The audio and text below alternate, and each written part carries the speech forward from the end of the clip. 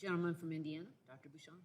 Thank you, Chair Rogers, for convening this roundtable, and thank you to all the participants for coming here today and sharing your experiences with us. The Biden administration's anti-American approach has let down my constituents.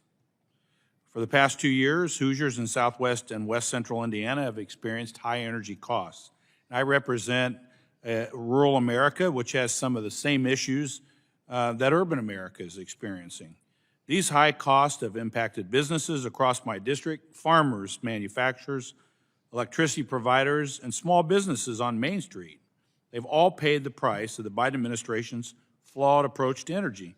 Who's affected the most? Low-income individuals and seniors on a fixed income.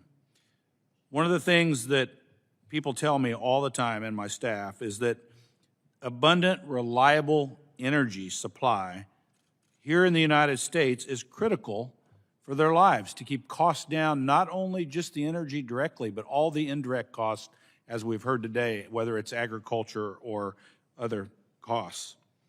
So, we need a different approach. I want to ask Mr. Eshelman, can you address this situation that they're always talking about from the administration about, there's all these permits out there, 9,000 permits, and you addressed this some, but can you kind of give us maybe a flow chart of, okay, you got this permit, but you mentioned some of this, all the other things that they're doing in the regulatory space that are actually preventing American energy production. I think that's one of the key things that their message is, look, it's you all, it's not us. There's permits. Can you address that? Right. So the federal government, the federal leasing program is basically mandated. They have to open up lands to oil and natural gas drilling. It's a multiple use mandate, just that they have to open it up to recreation and agriculture. But the process is a very long one for energy production. It can take years. We have to have a lease sale, we have to bid on it, we have to do a lot of environmental reviews. So just getting a permit that's not the end-all be-all.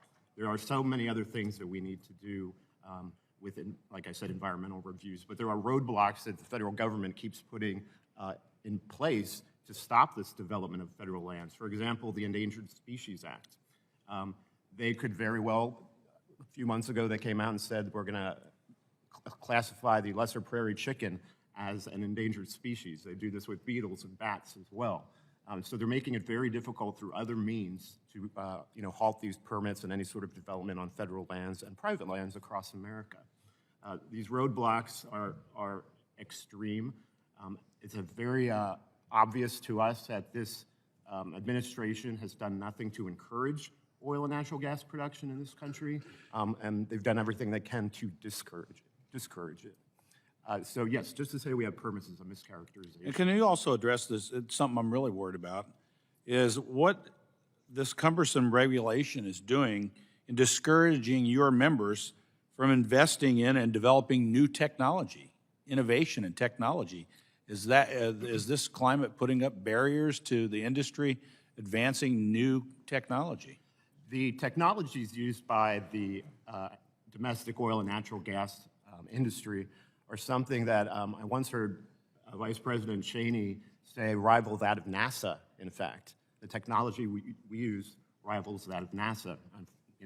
They're going out of Earth to look for things, and we're going in the Earth to look for things. So our technology is extremely valuable to us, but we're consumers as well. So we rely on those microchips from overseas, and if there's some sort of a supply chain issue with getting those, then we will be affected, and our production will be halted to some extent.